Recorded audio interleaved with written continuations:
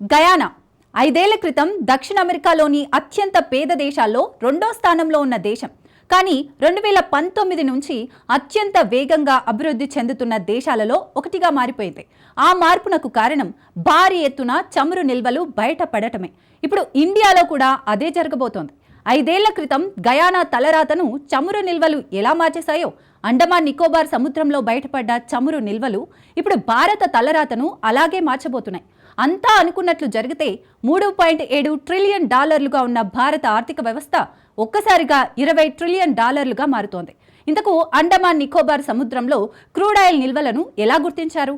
ఆ చమురు నిల్వలు భారత తలరాతను ఎలా మార్చబోతున్నాయి? Watch this.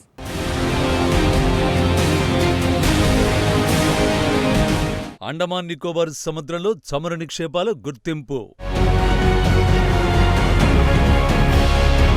భారత తలరాత మారిపోయే టైం వచ్చిందన్న మోడీ సర్కార్.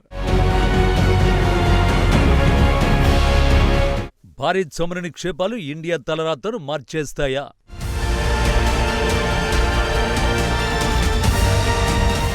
భారతదేశ ఆర్థిక బండి కదలాలంటే ఇంధనం తప్పనిసరి. మన దేశంలో ముడి ఇంధనం, పెట్రోలియం ఉత్పత్తులకు పెరుగుతున్న డిమాండ్ కారణంగా ముడి చమురు అవసరం ఏటికేడు విపరీతంగా పెరుగుతోంది.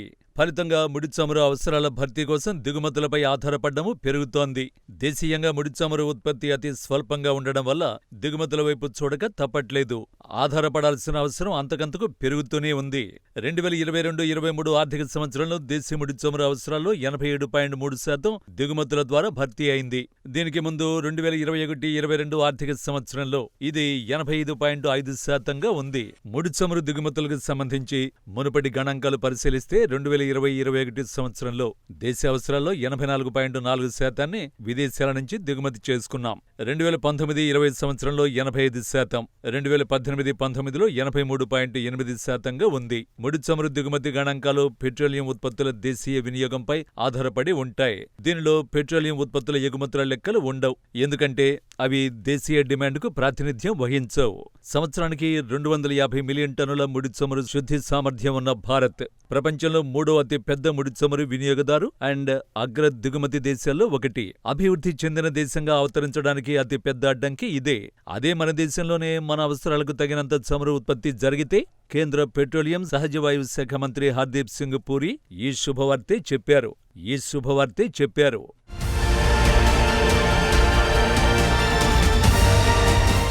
ఇండియన్ ఎక్స్‌ప్రెస్ తో ఇటీవల పూరి మాట్లాడారు. అండమాన్ సముద్రంలో భారత్ అతిపెద్ద చమురు నిల్వల్ని కనుగొనే దశలో ఉందని వెల్లడించారు. గయానాలోని చమురు నిల్వలకు సమానంగా ఈ క్రూడ్ నిల్వలు ఉన్నట్లు చెప్పారు.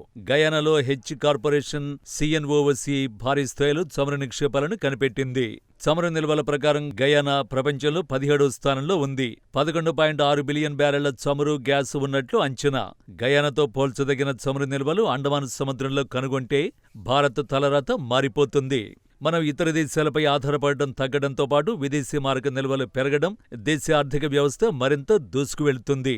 భారత్లో అస్సాం, గుజరాత్, రాజస్థాన్, ముంబై హై, కృష్ణా గోదావరి బేసిన్ ముడి చమురు దొరికే కొన్ని ప్రదేశాలు. విశాఖ, మంగళూరు, పాదూరు ప్రాంతాల్లో కూడా వ్యూహాత్మక నిల్వలు ఉన్నాయి.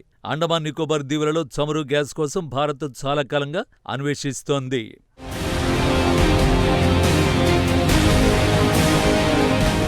ఆయిల్ ఇండియా, ONGC కంపెనీలు అండమాన్ నికోబార్ తదితర ప్రాంతాల్లో డ్రిల్లింగ్ చేపడుతున్నాయి.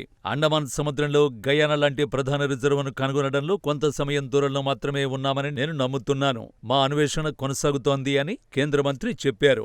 గయానాలోని చమురు నిల్వలతో పోల్చదగిన చమురు నిల్వల్ని అండమాన్ ప్రాంతంలో భారత్ కనుగొనగలిగితే $4 ట్రిలియన్ ఆర్థిక వ్యవస్థ నుండి $20 ట్రిలియన్ ఆర్థిక వ్యవస్థగా రూపాంతరం చెందగలదని ఆయన అన్నారు. ఈ మొత్తం వ్యవహారంలో గయానాతో పోల్చడానికి చాలా పెద్ద రీజనే ఉంది.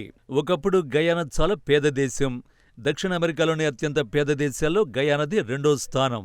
అలాంటి దేశ తలరాత మార్చేసింది భారీ ఎత్తున బయటపడిన చమురు నిక్షేపాలే.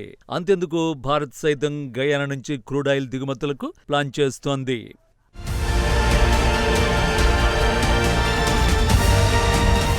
దక్షిణ అమెరికాలోని సురినామ్, వెనుజులా మధ్య ఉన్న ఒక చిన్న దేశమే గయానా. ఇప్పుడు కేవలం 8 లక్షల మంది జనాభా ఉంటారు. మొదట డచ్ కాలనీ అయిన ఈ దేశంలో ఎక్కువగా చెరకు పండేది. 1966లో బ్రిటిష్ సామ్రాజ్యం నుంచి స్వతంత్ర దేశంగా మారింది. 2015లో అమెరికాకు చెందిన చమురు సంస్థ ఎక్సాన్ మొబిల్ సంస్థ ఆ దేశ తీర ప్రాంతంలో భారీ చమురు క్షేత్రాలు గుర్తించింది. ఆ తర్వాత ఎక్సాన్ మొబిల్, అమెరికన్ హెస్, చైనాకు చెందిన సిఎన్ఓఓసి సంస్థ కలిసి ఏర్పాటు చేసిన ఓ కన్సార్షియం గయానా తీరంలో 200 కిలోమీటర్లకు పైగా పరిధిలో చమురు బావుల్ని తవ్వింది.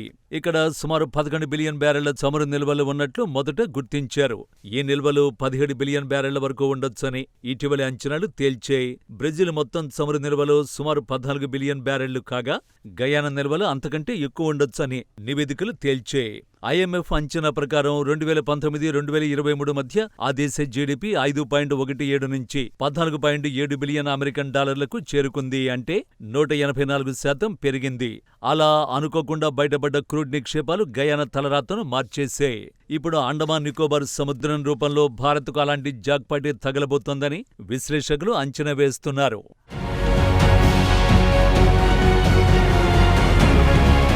2047 నాటికి భారత్ అభివృద్ధి చెందిన ఆర్థిక వ్యవస్థగా ఎదగాలని లక్ష్యంగా పెట్టుకుంది. కానీ అంతర్జాతీయ పరిణామాలు భారత లక్ష్యాన్ని వెనక్కి నెట్టేస్తున్నాయి. అందుకు యుద్ధాలే ప్రధాన కారణం. ప్రస్తుతం భీకర రూపు దాలుస్తున్న ఇజ్రాయెల్-ఇరాన్ యుద్ధం కూడా భారత లక్ష్యానికి ఇబ్బందిగా మారే అవకాశం ఉంది. ఇరాన్ నుంచి మనం పెద్ద మొత్తంలో చమురును నేరుగా దిగుమతి చేసుకున్నప్పటికీ పరోక్షంగా మన ఆర్థిక వ్యవస్థపై తీవ్ర ప్రభావం పడనుంది. ప్రపంచ చమురు ఉత్పత్తిదారులలో ఇరాన్ కీలకంగా ఉండడమే కారణం. ఇరాన్, ఇజ్రాయెల్ మధ్య కొనసాగుతున్న వివాదం ఇప్పటికే చమురు మార్కెట్ను దెబ్బతీసింది. ముడి క్రూడ్ ధరలు 11% పైగా పెరిగాయి. బ్రెంట్ ముడి చమురు బ్యారెల్కు $75.32 ఎగబాకింది. వెస్ట్ టెక్సస్ ఇంటర్మీడియట్ బ్యారెల్కు $73.42 చేరుకుంది. యుద్ధం మరింత తీవ్రమైతే ముడి చమురు ధరలు మరింత పెరగచ్చు. ఇది భారత క్రూడ్ దిగుమతి ఖర్చులపై ప్రత్యక్ష ప్రభావాన్ని చూపుతుంది. ఫలితంగా భారత్లో petrol, diesel, LPG, aviation turbine ఇంధనంతో సహా ఇంధన ధరలు భారీగా పెరగచ్చు. అదే అండమాన్ సముద్రంలో చమురు నిక్షేపాలు చేతికందితే ఎవరిపైనా ఆధారపడాల్సిన అవసరం ఉండదు. పైగా రవాణా ఇబ్బందులు ఉండవు. అప్పుడు భారత్ లక్ష్యంగా పెట్టుకున్న అభివృద్ధి చెందిన ఆర్థిక వ్యవస్థ లక్ష్యాన్ని చేరుకోవడం ఈజీ అవుతుంది. 2047 వరకు ఆగవలసిన అవసరం కూడా ఉండదు. సో అంతా అనుకున్నట్టు జరిగితే ఇండియాస్ టైం స్టార్ట్ అయినట్టే.